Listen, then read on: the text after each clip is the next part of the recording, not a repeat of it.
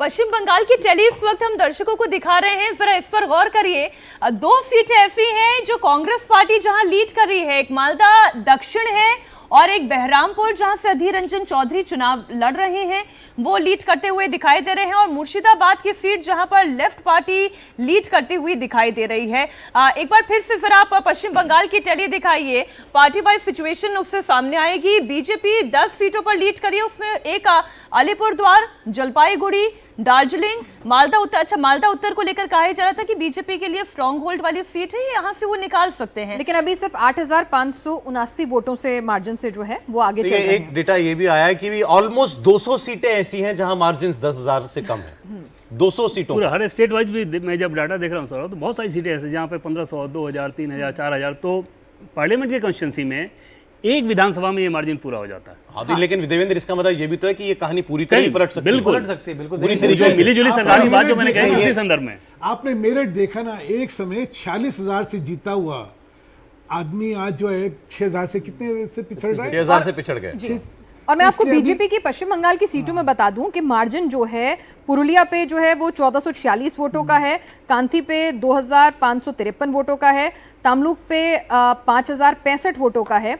तो ऐसी कई सीटें हैं जहां पे बहुत क्लोज मार्जिन से बीजेपी बंगाल में बढ़त बनाए हुए। अगर एक राउंड की बात करें तो करीब 14 टेबल होती हैं एक राउंड में, और सारी विधानसभाओं की एक साथ काउंटिंग होती है, तो करीब 70 पोलिंग बूथ, मतलब 70,000 वोट एक बार में गिने जाते हैं। तो एक राउंड में 70,000, अगर 2-3 राउंड में अगर इधर खिसक गया तो चेंज तो हो सकता है, लेकिन अमूमन जैसा रजत जी ने कहा, जो 12 बजे के आसपास आ जाता है, क्योंकि वो ट्रेंड भी है। अगर एक वोटर ने ऐसा ट्रेंड किया तो अमूमन वो ट्रेंड चलता रहता है, लेकिन अगर टेक्निकली देखा जाए तो अभी काफी कई लाख वोट काउंट होने बचे हैं। ये 295 पे देखिए ना, एनडीए फिर आ गया। ये 295 क्या सोच के राहुल जी ने कोट किया था, बार बार एनडीए घूम फिर करके वो 295 के आंकड़े पर आ जाता है। रजत सर, अभी आप थोड़ी देर पहले आंध्र प्रदेश की बात कर रहे थे, जगनमोहन सरकार का जाना, टीडीपी का आना, ये क्या मैसेजिंग है? ये बड़ी चीज़ सी वाईएसआर के को लोग हटाना चाहते थे, लेकिन उनके पास विकल्प नहीं था। जैसे ही विकल्प मिला और तेलुगु देशम पार्टी और बीजेपी दोनों का मिला जुला विकल्प मिला, लोगों ने लैंडस्लाइड विक्ट्री।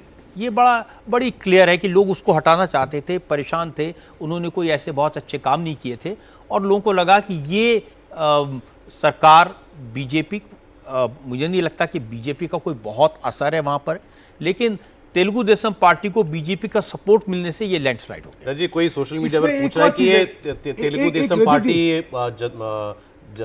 जेडीयू, ये कितने रिलायबल पार्टनर्स होंगे, भाग तो नहीं जाएंगे अगर वहां से भी बुलाएगा? देखिए, ये दोनों वहां जाके छोड़ के आए हैं।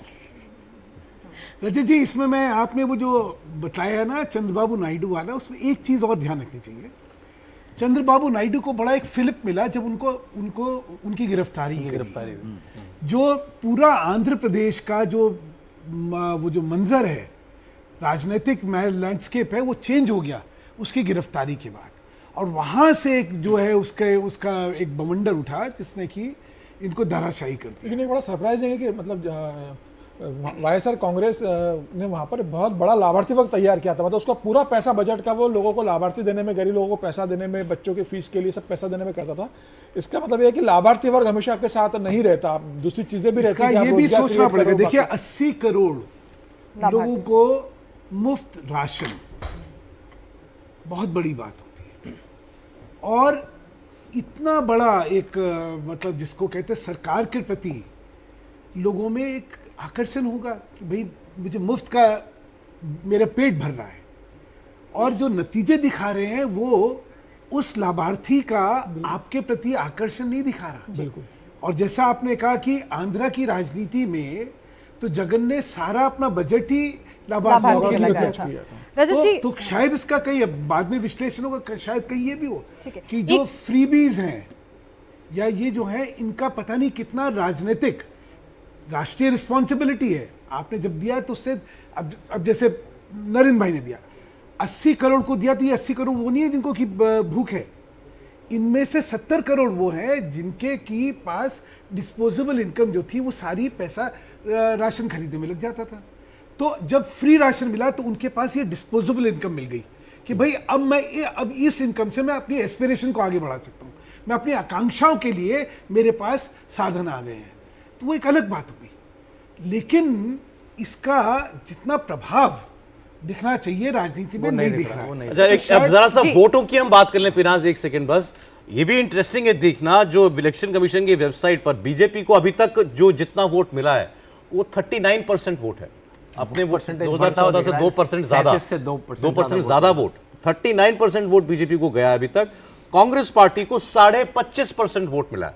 इसका मतलब कांग्रेस पार्टी ने 5% वोट अपना बढ़ाया, 5 से 6, 5 से 6%, 19% था, 19 तो 6% वोट, 6% के करीब वोट ज्यादा मिला, 6% वोट कांग्रेस पार्टी का बढ़ गया और 2% बीजेपी का वोट बढ़ा। उसके बाद ये परिस्थिति इस वक्त जो आपको दिखाई दे रही है, ये कांग्रेस 52 से उठकर 93 पर आ गई है।